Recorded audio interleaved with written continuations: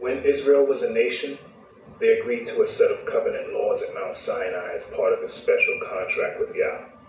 It meant that they were to be his people, and he would in turn be their Elohim. Now, as with all contracts, which usually involve at least two parties, in this case Yah and Israel, both parties were bound by certain agreements which were spelled out in the contract or covenant. The ancient people of Israel were told that if they obeyed the laws of the covenant, they would have Yah's protection and be showered with many blessings. If they disobeyed, they would receive punishment and suffer many curses.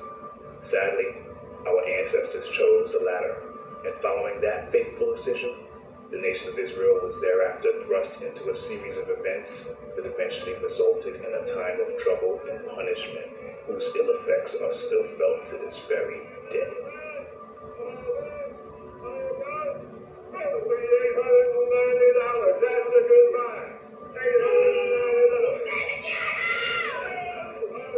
Before long, ancient Israel experienced a civil war and eventually split into two kingdoms, with the tribe of Judah leading a two-tribe kingdom to the south, and 10 tribes forming a kingdom to the north. After a period of self-rule, the independence of the northern kingdom was threatened by the Assyrians. We get that account in the book of 2 Kings. Hoshea, son of Elah, began to rule over Israel in the 12th year of King Ahaz's reign in Judah. He reigned in Samaria 9 years. He did what was evil in Yah's sight, but not to the same extent as the kings of Israel who ruled before him. King Shalmaneser of Assyria attacked King Hoshea, so Hoshea was forced to pay heavy tribute to Assyria. But Hoshea stopped paying the annual tribute and conspired against the king of Assyria by asking King Saul of Egypt to help him shake free of Assyria's power. When the king of Assyria discovered his treachery, he seized Hoshea and put him in prison. Then the king of Assyria invaded the entire land, and for 3 years he besieged the city of Samaria. Finally, in the 9th year of King Hoshea's reign, Samaria fell, and the people of Israel were exiled to Assyria. They were settled in colonies in Halah, along the banks of the Habor River in Gozan, and in the cities of the Medes. This disaster came upon the people of Israel because they worshipped other deities. They sinned against Yah their Elohim, who had brought them safely out of Egypt and had rescued them from the power of Pharaoh, the king of Egypt. They had followed the practices of the pagan nations Yah had driven from the land ahead of them, as well as the practices the kings of Israel had introduced. This gives us a good picture of why the northern kingdom was punished by being exiled to Assyria. But later, Judah, which was the only kingdom left, also ended up doing that which was not right in the sight of Yah. 2 Kings chapter 24 informs us that the last independent king of Judah, Jehoiakim, reigned for 8 years, practicing evil before Yah unleashed the forces of Babylon on the kingdom of Judah, which ended in that nation being led away captive as well. 70 long years of captivity was experienced in Babylon, and the ancient Israelites witnessed the fall of that empire and the rise of the next. After the 70 years had expired, the new Persian king, Cyrus the Great, allowed the people of Judah to return to their homeland and rebuild. This event was recorded in the scriptures. In the first year of King Cyrus of Persia, Yah fulfilled the prophecy he had given through Jeremiah. He stirred the heart of Cyrus to put his proclamation in writing and to send it throughout his kingdom. This is what King Cyrus of Persia says: Yah, the Elohim of heaven, has given me all the kingdoms of the earth. He has appointed me to build him a temple in Jerusalem, which is in Judah. Any of you who are his people may go to Jerusalem in Judah to rebuild this temple of Yah, the Elohim of Israel, who lives in Jerusalem. And may your Elohim be with you. Wherever this Hebrew remnant is found, let their neighbors contribute toward their expenses by giving them silver and gold, supplies for the journey, and livestock, as well as a voluntary offering for the temple of Elohim in Jerusalem. That second temple was indeed rebuilt, and it existed until the time of Yeshua, who prophesied its ultimate destruction. Sadly, many of the people of Judah rejected Yeshua, as they failed to understand the many prophecies and types that pointed to him, such as those found in Exodus 12 verse 5, Zechariah 13 verse 6, Genesis 49 verse 10, Isaiah 7 verse 14, Micah 5 verse 2, and so many others. Yeshua highlighted their rejection of him in several parables. A notable one is the parable of the evil farmers, which can be found in Matthew 21 verses 33 to 46, and in it Yeshua reveals what the rejection of the nation he was sent to would result in. Following the fulfillment of the parable of the evil farmers, wherein they murdered the son of the vineyard owner, that being Yeshua, and after the rejection of his emissaries, the fate of Judah and Jerusalem was pretty much sealed. Yeshua prophesied the destruction of Jerusalem and pointed to the future of the people of Judah, which was right in line with the curses of Deuteronomy 28. And when you see Jerusalem surrounded by armies, then you will know that the time of its destruction has arrived, that those in Judea must flee to the hills, those in Jerusalem must get out, and those out in the country should not return to the city. For those will be days of Elohim's vengeance, and the prophetic words of the scriptures will be fulfilled. How terrible it will be for pregnant women and for nursing mothers in those days. For there will be disaster in the land, great anger against this people. They will be killed by the sword or sent away as captives to all the nations of the world, and Jerusalem will be trampled down by the Gentiles until the period of the Gentiles comes to an end. This particular prophecy, as you can see, stretched throughout time, with Jerusalem being controlled by the Romans, who were the first to march on her following Yeshua's prediction. Roman rule lasted for hundreds of years after the initial siege. Then the Romans eventually lost hold of Jerusalem to the Muslims. And thereafter, various caliphates controlled Jerusalem until the time of the Crusades. And during this long period, popes allied with European kings to fight against Muslims. The Crusades were first and foremost an expression of papal authority against the enemies of the Church. The First Crusade was preached by a pope, Pope Urban II, in France in the year 1095. With reference to the Muslims and their advance in Europe and in Jerusalem, I think the Christians in Europe believed that the Islamic message of Muhammad was against and contradictory to what the Christians were saying. They were worried that this idea could possibly overrun the Christian idea. Pope Urban conceived this idea. It is not a sin if you kill non-Christians, if you kill non-believers in our faith. And so he made this deal that if you go and fight in the Holy Land, you will be forgiven all your past sins. A knight could sin as much as he liked. And simply by going to the Holy Land, he had been given his passport to heaven. And that was an extremely attractive deal. And combined with that, he could bring fame, he could bring glory, and he could come back with the treasures of the Near East. These are the things that drew knights in their tens of thousands to go on crusade. The bloodletting of the Crusaders spread throughout the Islamic lands. Everybody heard stories about the massacre of unarmed individuals. It created this intense rage amongst Muslims. In a sense, it resulted in a new kind of Muslim crusade, a desire to raise an army to go back to liberate Jerusalem from the Crusaders as an act of piety on the part of Muslims. I don't think any of those young men, either Christian or Muslim, could possibly have imagined that their struggle could possibly still be playing itself out 1,000 years later in the area that we call the Middle East today.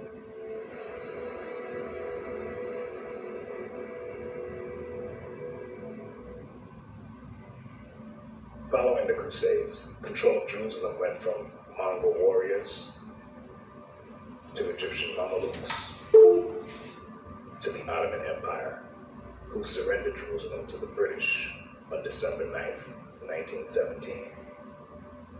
That event led to the modern-day circumstance, which allowed for the establishment of an Israeli state, which is currently occupied by Gentile posers pretending to be the people of Israel, as stated in Revelation chapter 2, verse 9, and chapter 3, verse 9. As prophesied by Yeshua, Jerusalem would be trampled down by the Gentiles until the period of the Gentiles comes to an end. That means that Gentiles would be in Jerusalem, trampling it down till the very last day when Yeshua comes.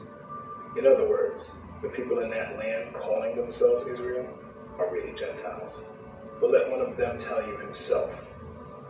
In his book, The 13th Tribe, Arthur Koestler, himself a so-called Jew, writes in the very first chapter, about the time when Charlemagne was crowned Emperor of the West, the eastern confines of Europe between the Caucasus and the Volga were ruled by a Jewish state known as the Khazar Empire. At the peak of its power, from the 7th to the 10th centuries AD, it played a significant part in shaping the destinies of medieval and consequently of modern Europe. The country of the Khazars, a people of Turkish stock, occupied a strategic key position at the vital gateway between the Black Sea and the Caspian, where the great Eastern powers of the period confronted each other. It acted as a buffer protecting Byzantium against invasions by the lusty barbarian tribesmen of the northern steppes. But equally, or even more important, both from the point of view of Byzantine diplomacy and of European history, is the fact that the Khazar armies effectively blocked the Arab avalanche in its most devastating early stages, and thus prevented the Muslim conquest of Eastern Europe. It is perhaps not surprising, given these circumstances, that in 732, after a resounding Khazar victory over the Arabs, the future Emperor Constantine V married a Khazar princess. In due time, their son became the Emperor Leo IV, known as Leo the Khazar. Ironically, the last battle in the war, AD 737, ended in a Khazar defeat. But by that time, the impetus of the Muslim Holy War was spent. The Caliphate was rocked by internal dissensions, and the Arab invaders retraced their steps across the Caucasus without having gained a permanent foothold in the north, whereas the Khazars became more powerful than they had previously been.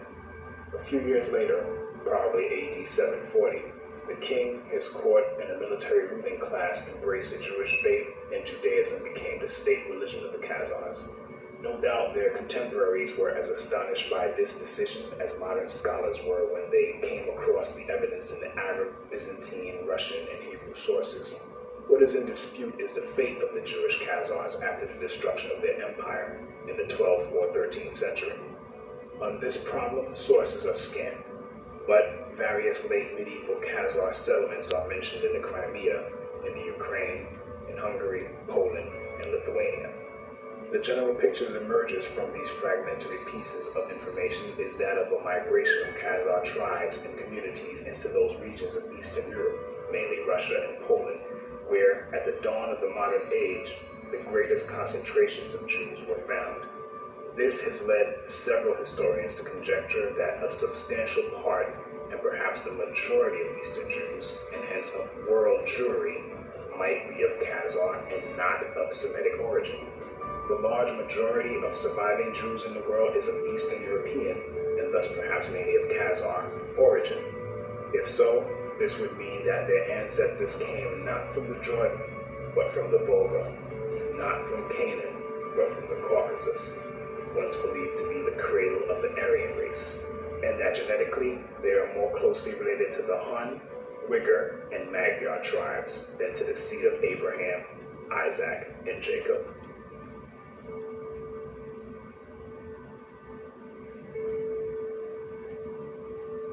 What did you mean in the title of your book that the Jewish people had been invented? It isn't a provocation, I meant it. I think that the Jewish people was invented. Like the French people, like the Italian people. You see, to build nations in the modern times, historians started to build to the past peoples. Between these peoples, I think that in the second half of the 19th century, the Jewish people were invented. Shlomo Sand, an Israeli emeritus professor of history at Tel Aviv University, wrote a book called The Invention of the Jewish People, in which he agrees with a lot of what Arthur Koestler brought forth concerning the Khazarian origins of the so-called Jews. Shlomo Sand, who is himself a so-called Jew, points out that the ancestry of most contemporary Jews stems mainly from outside the land of Israel, and they are descended from converts, and that mass conversions to Judaism occurred among the Khazars in the Caucasus, Berber tribes in North Africa, and in the Himyarite kingdom of the Arabian Peninsula. Yeshua said that a certain people would say that they are Jews but are not, and those people are the Khazars and their descendants who are among us today. And the fact that many sources can be found among these people which proclaim their true origins is astounding. On page 226 of his book, Sand writes, another early source attesting to the collective conversion of the Khazars is a Karaite one. In about 973 CE, one Yaakov Kerkasani, a scholarly traveler who was quite familiar with the regions around Khazaria, wrote a commentary in Aramaic on the verse, Elohim shall enlarge Japheth. Genesis 9:27. This is what the words mean. He will dwell in the tents of Shem, which grant him a favor and advantage. And some commentators think that this refers to the Khazars, who became Jews. What is interesting about the quote he cites and agrees with is the fact that they know and believe the prophecy concerning a people who would pretend to be of the tribe of Judah but are truly Gentiles. And they base this on Genesis 9 verse 27, which coincides with Revelation 2 verse 9 and 3 verse 9. What's more, most of the world is buying into this deception, and for the present day Khazarians, that's probably reason to celebrate.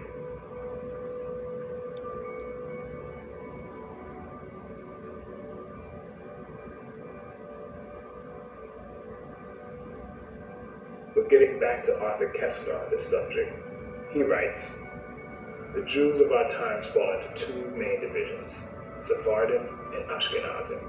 The Sephardim are descendants of the Jews who since antiquity had lived in Spain until they were expelled at the end of the 15th century and settled in the countries bordering on the Mediterranean, the Balkans, and to a lesser extent in Western Europe. In the 1960s, the number of Sephardim was estimated at 500,000. The Ashkenazim, at the same period, numbered about 11 million. Thus, in common parlance, Jew is practically synonymous with Ashkenazi Jew. It should be mentioned that the Ashkenaz of the Bible refers to a people living somewhere in the vicinity of Mount Ararat in Armenia. The name occurs in Genesis 10 verse 3 and 1 Chronicles 1 verse 6 as one of the sons of Gomer, who was a son of Japheth. Ashkenaz is also a brother of Togarmah and a nephew of Magog, whom the Khazars, according to King Joseph, claimed as their ancestor. But worse was to come, for Ashkenaz is also named in Jeremiah 51 verse 27, where the prophet calls his people and their allies to rise and destroy Babylon. Call thee upon the kingdoms of Ararat, Midi, and Ashkenaz. This passage was interpreted by the famous Saadia Gaon, spiritual leader of Oriental Jewry in the 10th century, as a prophecy relating to his own times. Babylon symbolized the Caliphate of Baghdad, and the Ashkenaz who were to attack it were either the Khazars themselves or some allied tribe. So, as we have seen from the words of Arthur Koestler, historically, the Khazars and their descendants do not identify with Shem.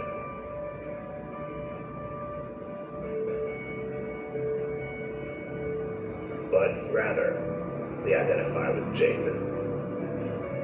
And that is proved out in their own writings.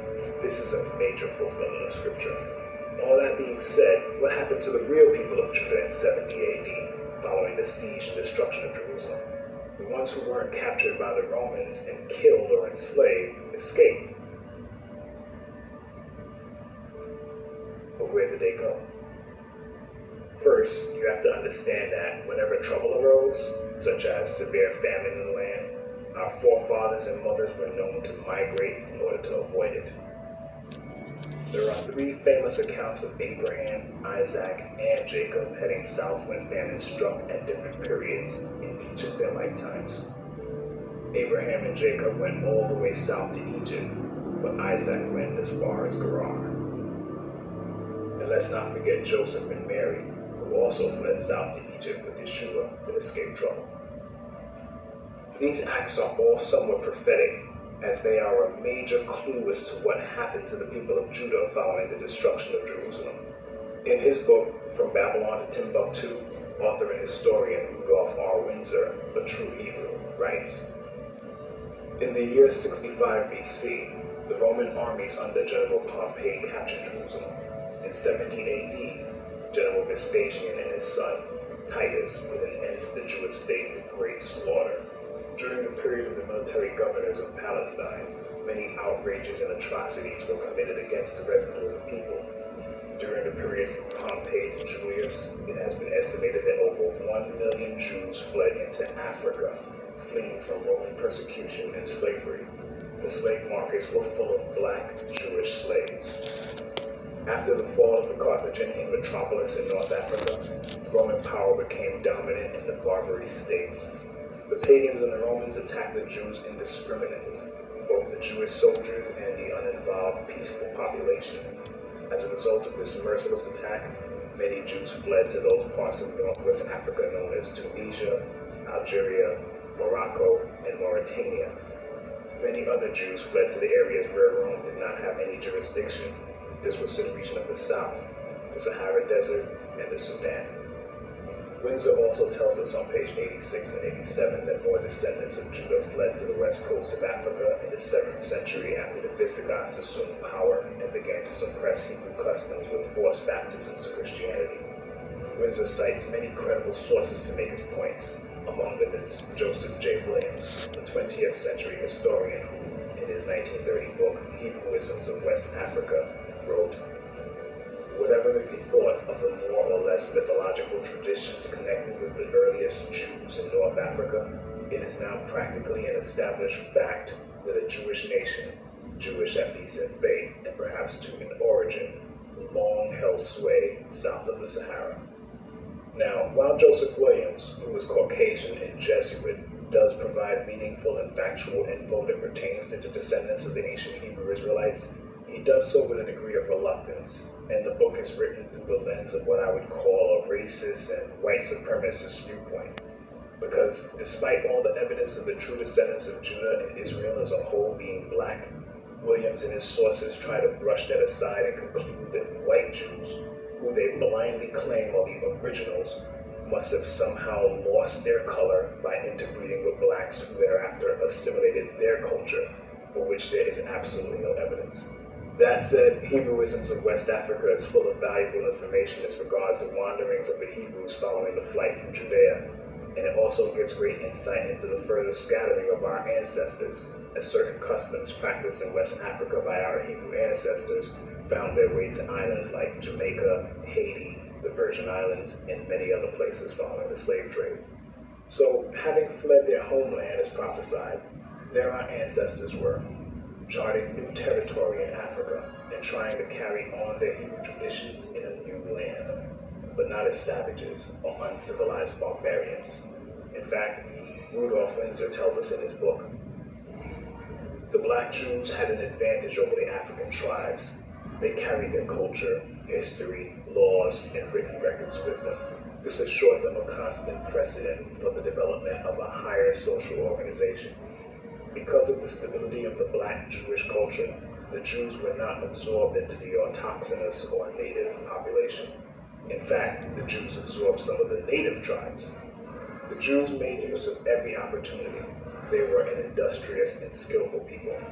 In the Jewish Ghanaian states were found kings, princes, governors, generals, secretaries, treasurers, revenue agents, judges, architects, engineers, doctors, jewelers, sculptors, masons, carpenters, painters of art, goldsmiths, leatherworkers, potters, armorers, saddlers, blacksmiths, agriculturists, etc. The survivors of the Roman siege of Jerusalem were able to flee that terror and carry on in the new land. But the relative peace our ancestors were afforded by escaping to Africa was broken by the Arab slave trade, which affected not only Hebrews, but men, women, and children from many other peoples that were usually of the lowest classes. The Eastern Arab slave trade, in particular, involved women and young girls, and a strict ratio of 2 women for each man was maintained. The Arab slave trade, as horrible as it was, eventually gave way to something much worse with the arrival of the Portuguese. Portugal broke from Arab rule somewhere between the 12th and 13th centuries and slowly rose to power. Because of this small European country, slavery would soon go from including people of lower classes from different ethnicities to being forced mainly on so-called blacks from the tribe of Judah. In the early 15th century, Portuguese shipbuilding in Lisbon and Porto adapted to the times, and the result was the caravel, a light and fast aerodynamic vessel that allowed Portuguese mariners to travel south along Africa's Atlantic coast in order to reach the gold-producing regions of sub-Saharan West Africa. After establishing several trading posts and colonies in the region, other markets began to open up, such as the lucrative commerce in India, and overseas expansion resulted from Portugal's many trade networks. The Portuguese became heavily active in slave trading in Africa around 1445, after they discovered the Cape Verde Islands and settled there. Slavery was used to fuel their expanding empire, and slave trafficking became integral to their enterprise.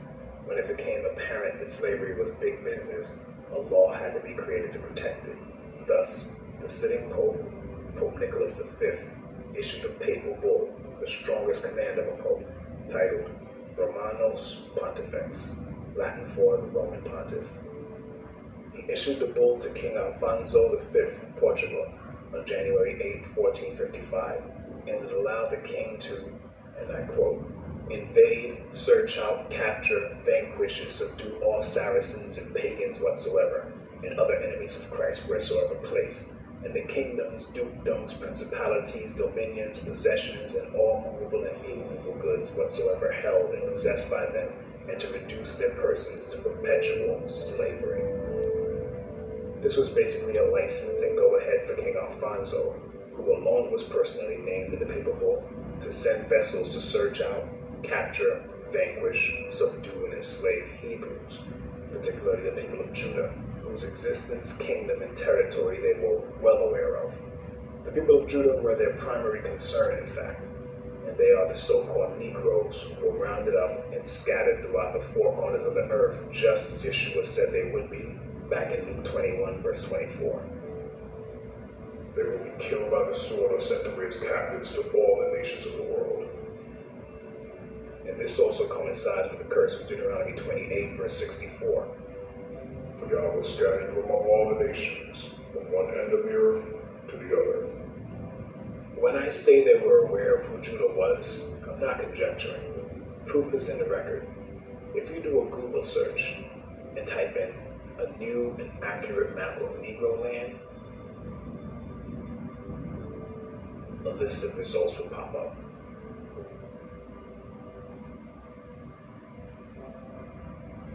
As of the date of this recording, Swain.com still works. Click on it and a page will open up showing a 1747 map of West Africa by 18th century English map engraver Emmanuel Bowen. And then click on the image of the map itself. With your mouse pointed to the area that is now present-day Ghana, and click on it to enlarge the map.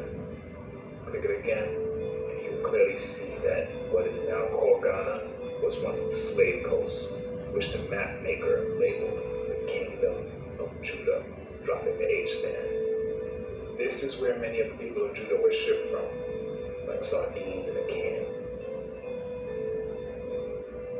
Yet today, the elites and their paid professors would have you believe that we are Africans or Hamites, when in truth we are Shemites. They themselves know this to be a fact. In Zondervan's Compact Bible Dictionary, for instance, the definition for Ham reads as follows. Ham, the youngest son of Noah, born probably 96 years before the flood, and one of 8 persons to live through the flood. He became the progenitor of the dark races, not the Negroes, but the Egyptians, Ethiopians, Libyans, and Canaanites. They say not the Negroes, because Shem is the progenitor or father of the Negroes. Though both lines are comprised of so-called blacks, Africans and so-called African Americans are not the same. We are Hebrews and they are Hamites. But there are still many Hebrews in Africa, however. But getting back to our history, despite the papal bull pertaining solely to the King of Portugal, that didn't stop other empires and nations from getting in on the action. Over the centuries, Spain, Britain, France, the Dutch, Canada, the United States, and many African countries participated in the transatlantic slave trade, and this fulfilled certain prophecies, such as Psalm 83, which I urge you to read with your eyes open, and Joel 3, verse 6. You have sold the people of Judah and Jerusalem to the Greeks, so they could take them far from their homeland. The sad fact is, Psalm 83 is still in full effect, as our collective enemies are still conspiring to keep us in the dark as concern our true identity, and they continue to miseducate us. They really need to wipe out the memory of the people of Israel from the face of the earth. But Yah is not going to let that happen. And this documentary is merely one step toward that effort. The present situation we are in is solely due to our forefathers failing to keep the covenant law of Yah. And it falls to us in this generation to right that wrong. And Yah said that this would happen in our day. But I will spare some, for some of you will escape the sword when you are scattered among the lands and nations. Then in the nations where you have been carried captive, those who escape will remember me, how I have been grieved by their adulterous hearts, which have turned away from me, and by their eyes, which have lusted after their idols. They will loathe themselves for the evil they have done and for all their detestable practices, and they will know that I am Yah. I did not threaten in vain to bring this calamity on them. You see, we, the people of Israel, are not born deserving of that name. We are born as Jacobs, or supplanters and schemers.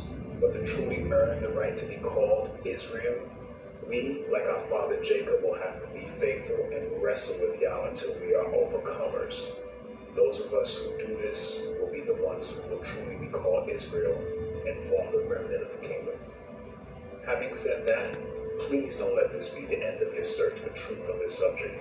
Continue to dig for it and pray that Yah gives you discernment, since a great deal of deception is out there regarding this topic. And spread the word to your friends and family, and he or she that has ears to hear and eyes to see among them will get it.